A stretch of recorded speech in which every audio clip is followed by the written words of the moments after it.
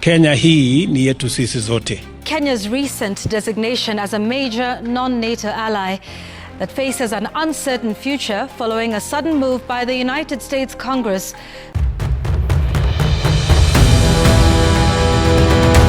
Kenyans are waking up to a diplomatic storm that could have far-reaching consequences for the country's global standing and for President William Ruto's political future. Washington is signaling unease, and the whispers of sanctions have turned into formal deliberations. At the heart of it all is Kenya's prize status as a major non-NATO ally, a title that brought prestige and strategic leverage just last year. Now, that recognition is hanging by a thread, and the fallout could reshape the 2027 election battleground. President Ruto's administration faces a diplomatic and strategic challenge this week as the United States Senate weighs whether to strip Kenya of its coveted major non-NATO ally status. Granted just last year, the designation bolstered Kenya's standing in military cooperation, access to advanced US defense technology, and priority support in joint counterterrorism efforts. Now, mounting concerns over Nairobi's increasingly deepening ties with China have triggered possible reevaluation of this prestigious status. US Senate Foreign Relations Committee Chairperson Jim Risch, a senior Republican voice on foreign policy, has openly cautioned that Kenya's widened diplomacy with China should be viewed as a geopolitical risk, not an alliance. Risch flagged comments made by President Ruto during his recent state visit to Beijing, in which he framed Kenya and China as co-architects of a new world order. That, Risch argued, suggests not just partnership, but allegiance.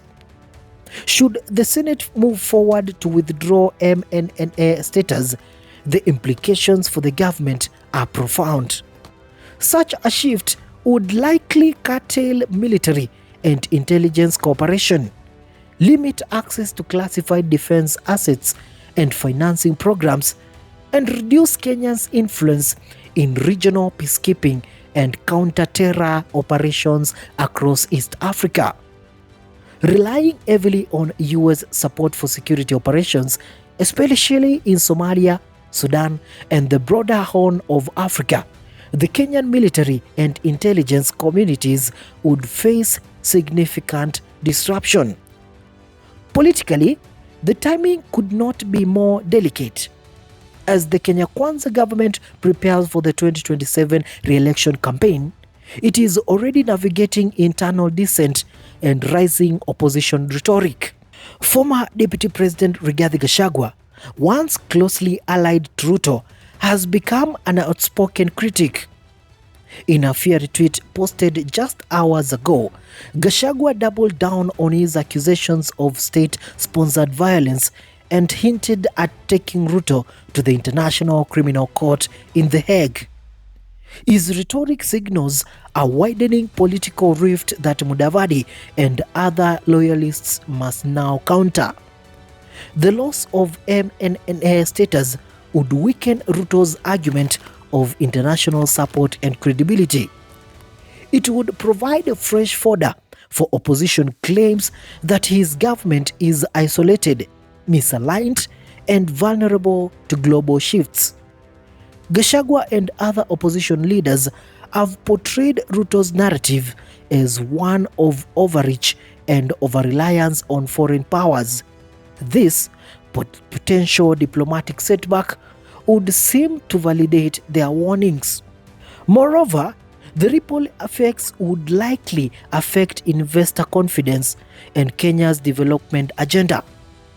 US assistance in intelligence, defense financing, and regional security coordination could have been central to Nairobi's positioning as a key player in Horn of Africa security. A downgrading from NNA status could raise doubts internationally, not only about Kenya's security reliability, but about its broader role as a stable partner. Domestically, uncertainty around foreign policy direction risks playing into election narratives. The government typically relies on its record of diplomacy and economic diversification to strengthen its legitimacy. If Washington perceives Kenya as tilting skeptically towards Chinese influence, the government will need to walk a tightrope, reassuring Western partners without alienating a pragmatic alliance with China, which provides infrastructure loans, trade agreements, and political influence via BRICS membership aspirations. The administration has attempted damage control. In early May, Foreign Affairs Cabinet Secretary Musalia Mudavadi traveled to Washington to meet US officials, reaffirm Kenya's commitment to shared values on security and development, and to emphasize continuity in counterterrorism operation. The US State Department Under Secretary Marco Rubio confirmed Kenya's role in regional peacekeeping and security operations in Somalia, Sudan, South Sudan, and Haiti. Still, the decision now lies with the US Senate. If it moves to revoke MNNA, President Ruto's administration may endure a triple threat: loss of strategic military backing, erosion of regional standing, and a fierce domestic opposition leveraging the loss as evidence of foreign distrust. As Kenya heads toward 2027, the political battle lines are already being drawn. Ruto's narrative of pragmatic diplomacy, balancing ties between East and West, is being tested. Opposition leaders like Gachagua, capitalizing on internal divisions and external anxiety, are branding the government as fragile, misaligned, and vulnerable. If MNNA status is revoked, the electorate may question whether Kenya is still tilting towards stability or sliding into isolation. For now, the ball is in Washington's court, but the ripple effect is already being felt in Nairobi. The question is no longer whether Kenya can retain its military privileges. It is whether President Ruto can withstand the political and economic shockwaves that could define his presidency and his fight for re-election. In a game of global alliances and domestic survival, every move from here could make or break the road to 2027.